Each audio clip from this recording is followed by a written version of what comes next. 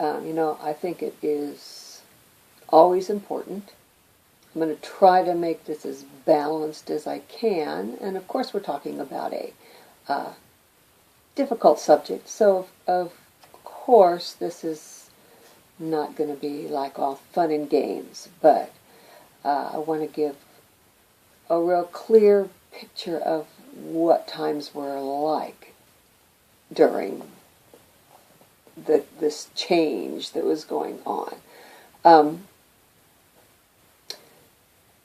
There was a lot of times, I don't know if it's true with everyone, but it seems like I just kind of hold on, and when things are really, really rough, I'll be doing really good, and it's when things sort of calm down, and it looks like, there's going to be, everything's going to be smooth, then that sort of gives me permission to fall apart, I think. I'm not sure exactly, but I've been with me a lot of years, so kind of know how I tick, and that's what happens with me.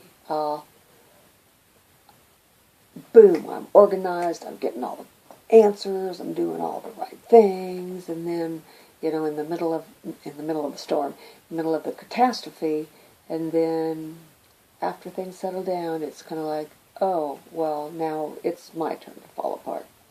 So that's a little bit what happened. I was doing good, getting all the information I needed. I was just being all real business-like.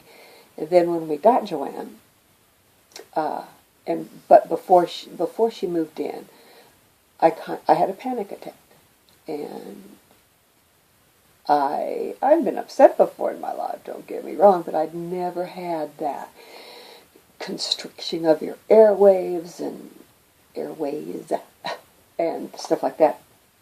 But it was kind of scary. It was pretty scary.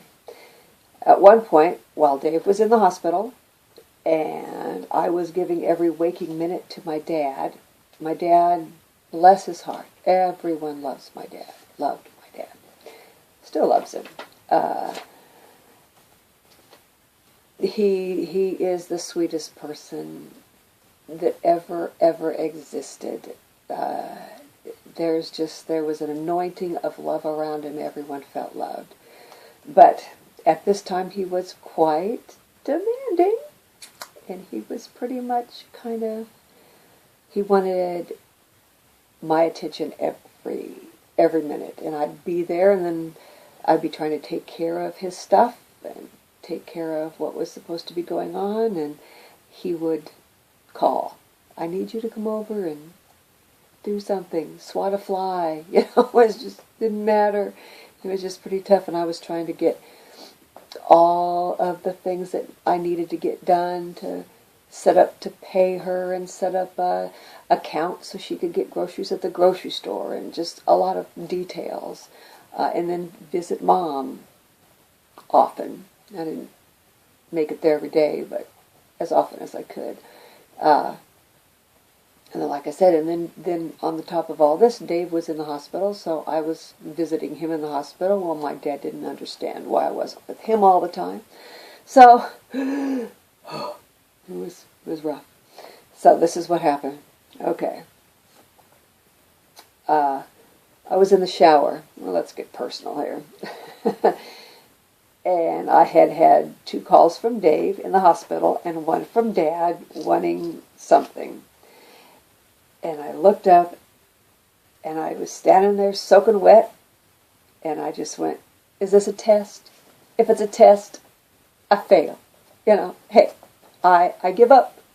If you're seeing how tough I am, you just hit the limit. You just hit the limit. If you want to know what I can endure, I think this is it. I think we're done here. I remember I just stood in the shower, and I was just like, crying hysterically. And I said, I can take no more. And then on Monday March 1st, Joanne moved in. And just living with Dad, she really enjoyed it. They got along really well.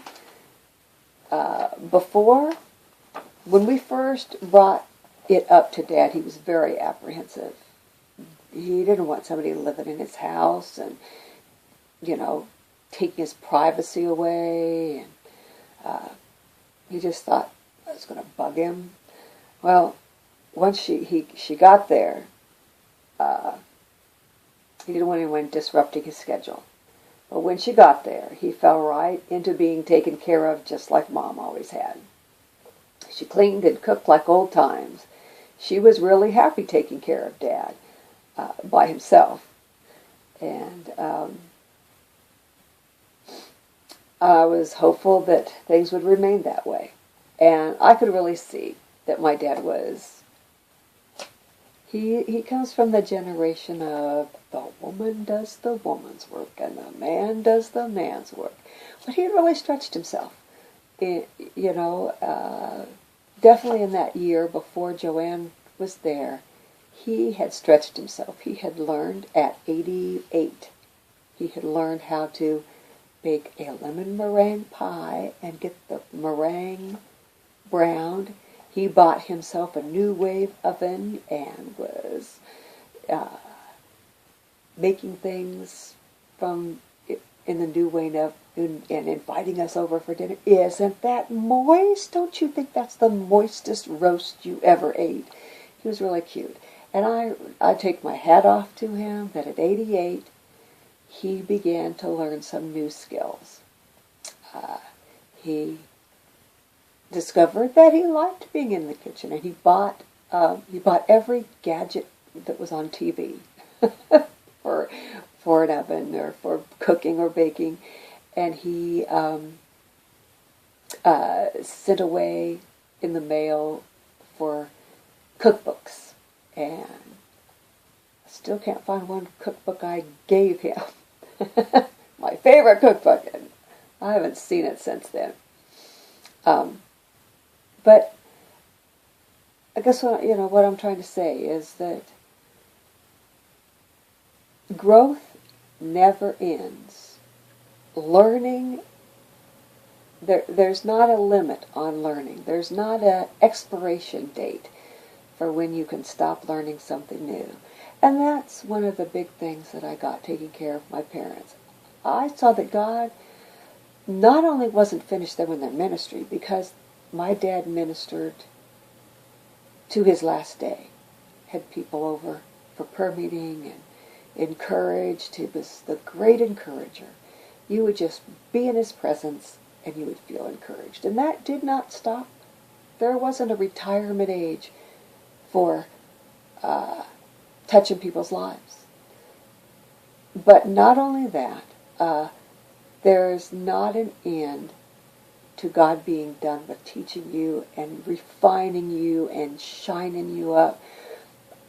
Things that I saw, and I think I'll probably write about this later on, but I'm thinking about it now. So, things that I saw in my dad, he had to see love in a different way. He had to see servitude in a different way. He had to look at life in a different way than he'd ever had to look at it before. And I think it was just God refining him, getting him ready for what's really important. That was his graduation to another life, to our heavenly life, to his heavenly life. And Mom, refining her. She had always been extremely proud, extremely independent. And in her last days, she has had to learn how to totally depend on other people.